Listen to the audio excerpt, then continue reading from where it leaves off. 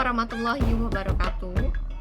Kami dari kelompok 6 yang beranggotakan saya Widya Kusuma dengan NIM 1903369 dan rekan saya yang pertama yaitu Febi Rahmadani dengan NIM 1903323 dan yang kedua yaitu Khofifah Hadzah dengan NIM 190336161 dan yang terakhir Monadia Pratiwi Nenggala dengan NIM 190333167. Pada kesempatan kali ini, kami akan membahas mengenai pencemaran lingkungan, khususnya pencemaran lingkungan Bendungan Ampang Gadang akibat sampah pengunjung.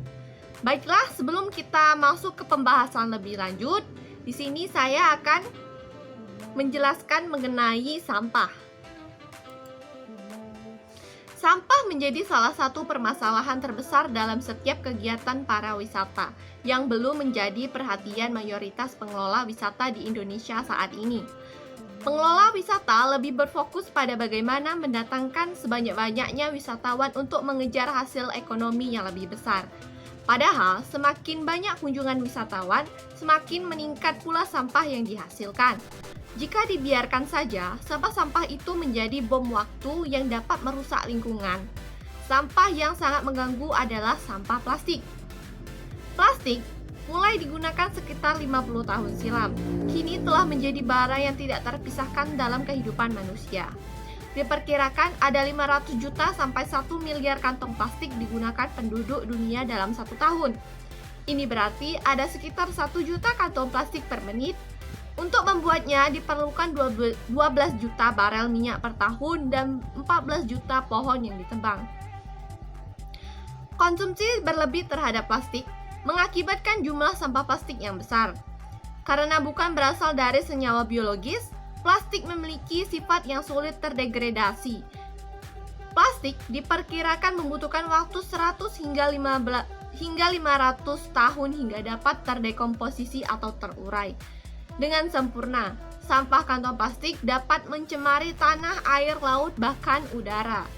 Assalamualaikum warahmatullahi wabarakatuh. Perkenalkan, nama saya Febi Rahmadani dengan NIM 1903323 dari Pendidikan Fisika A. Saya berasal dari kelompok 6 Fisika Lingkungan.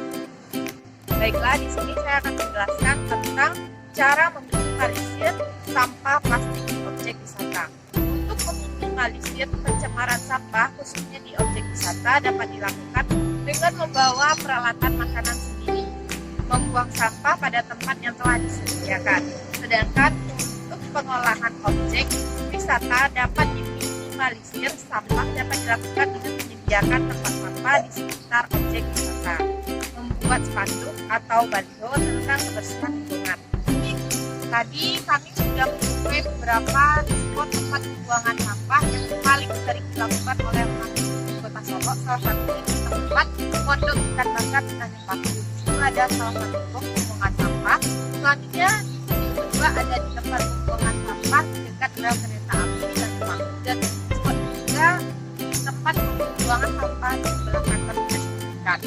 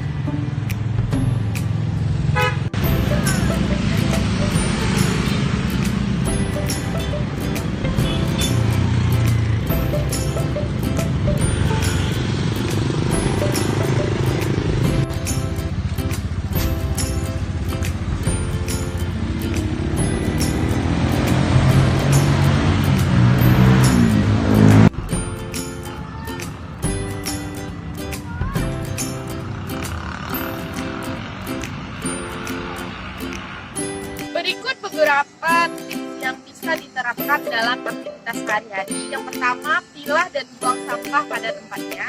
Yang kedua, habiskan makanan. Yang ketiga, membawa kantung belanja dan alat makan sendiri. Yang keempat, donasikan barang-barang yang tidak terpakai. Dan yang terakhir, daur ulang dan buat kompos dari sampah.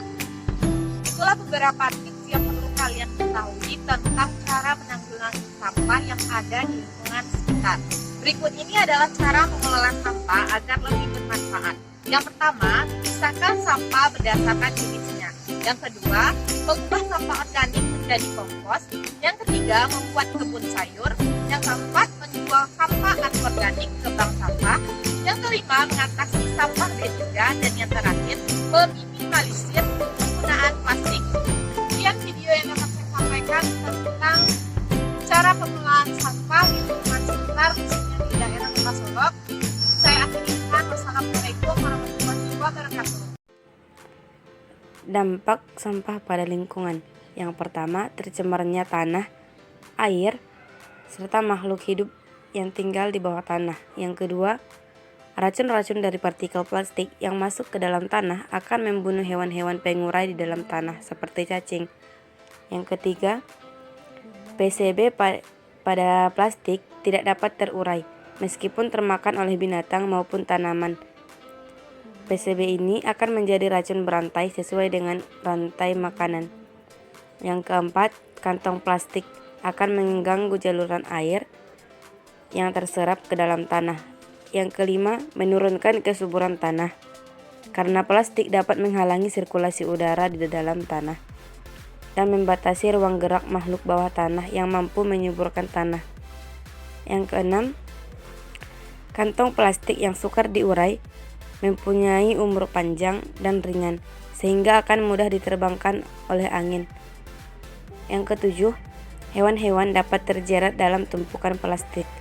Yang kedelapan, hewan-hewan laut seperti lumba-lumba, penyu laut, dan anjing laut menganggap kantong-kantong plastik tersebut makanan dan akhirnya mati karena tidak dapat mencernanya. 9. Ketika hewan mati, kantong plastik yang berada di dalam tubuhnya tetap tidak akan hancur menjadi bangkai dan dapat meracuni hewan lainnya. Yang ke-10, plastik merugikan berbagai sektor kehidupan manusia, contohnya seperti sektor pariwisata, rekreasi, bisnis, dan kesehatan manusia serta hewan. Yang terakhir, membuang sampah plastik sembarangan di sungai akan mengakibatkan pendangkalan sungai dan penyumbatan aliran sungai yang dapat menyebabkan banjir. Selain sampah plastik, styrofoam juga dapat mencemari lingkungan karena tidak bisa diurai oleh alam. Assalamualaikum warahmatullahi wabarakatuh. Perkenalkan, nama saya Munadia Pratiwinenggala dengan NIM 19033167 dari kelompok 6 Fisika Lingkungan akan membahas tentang sampah dalam kajian fisika. Meningkatnya jumlah sampah saat ini disebabkan oleh tingkat populasi dan standar gaya hidup, yaitu semakin maju dan sejahtera kehidupan seseorang, maka semakin tinggi jumlah sampah yang dihasilkan. Peningkatan jumlah sampah terjadi seiring deret ukur, sedangkan ketersediaan lahan tempat pembuangan akhir sampah mengikuti deret hitung. Hal ini mengakibatkan lahan TPA memiliki umur yang pendek karena tidak mampu lagi menampung sampah yang ada. Rendahnya teknologi yang dimiliki dan lemahnya infrastruktur menimbulkan permasalahan sampah yang cukup rumit terutama di negara berkembang seperti Indonesia. Pemerintah selalu stakeholder mempunyai kewajiban untuk menerapkan sistem pengelolaan sampah yang efektif dalam mengatasi permasalahan sampah. Selain itu, peran serta masyarakat juga diharapkan dapat membantu mengatasi masalah tersebut karena kurangnya kesadaran masyarakat terhadap masalah akibat keberadaan sampah mempunyai andil besar dalam memperburuk tata kelola sampah. Konsep pengelolaan sampah 3R sudah tidak asing lagi di telinga masyarakat. Konsep ini sangat cocok diterapkan di negara berkembang yang karena keterbatasan teknologi, maka harus memberdayakan masyarakat sebagai pelaku yang menghasilkan sampah. Namun, pada kenyataannya, penerapan 3R dalam kehidupan sehari-hari masih jauh dari yang diharapkan. Prinsip reduce, reuse, recycle yang menjadi ujung tombak dalam menangani sampah di lingkungan masyarakat seakan hanya slogan yang tidak mengena. Sampah adalah barang atau benda yang telah habis nilai manfaatnya. Definisi ini menimbulkan kesan negatif yang menjadikan sampah dipandang sebagai benda yang harus segera disingkirkan dari halaman rumah apapun caranya. Tentu paradigma tentang pengertian sampah ini harus diubah agar masyarakat memiliki kesadaran untuk mengelola sampahnya masing-masing, sehingga permasalahan lingkungan karena sampah dapat terminimalisir. Pemberdayaan masyarakat dalam mengelola sampah secara komunal tidak selalu berjalan mulus. Konflik kepentingan masih menjadi masalah utama dalam pengelolaan sampah secara komunal. Pandangan bahwa dengan membayar retribusi tanpa harus repot-repot mengelola sampah sudah cukup dianggap sebagai peran serta masyarakat dalam mengatasi sampah juga menjadi salah faktor munculnya konflik ini.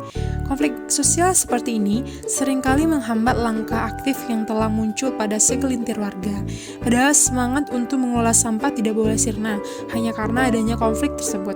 Solusi untuk mengatasi masalah ini adalah pengelolaan sampah secara mandiri pada skala rumah tangga. Pengelolaan sampah skala rumah tangga dapat dilakukan dengan konsep zero waste. Prinsip nol sampah atau zero waste merupakan konsep pengelolaan sampah yang didasarkan pada kegiatan daur ulang atau yang biasa disebut dengan recycle. Pengelolaan sampah dilakukan dengan melakukan pemilahan, pengomposan, dan pengumpulan barang layak jual. Zero waste pada dasarnya bukanlah pengelolaan hingga tidak ada lagi sampah yang dihasilkan karena tidak ada aktivitas manusia yang tidak menghasilkan sampah. Namun, konsep ini menekankan pada upaya pengurangan hingga nol jumlah sampah yang masuk ke TPA. Sekian video dari saya tentang sampah dalam kajian fisika. Untuk itu saya akhiri dengan Assalamualaikum warahmatullahi wabarakatuh.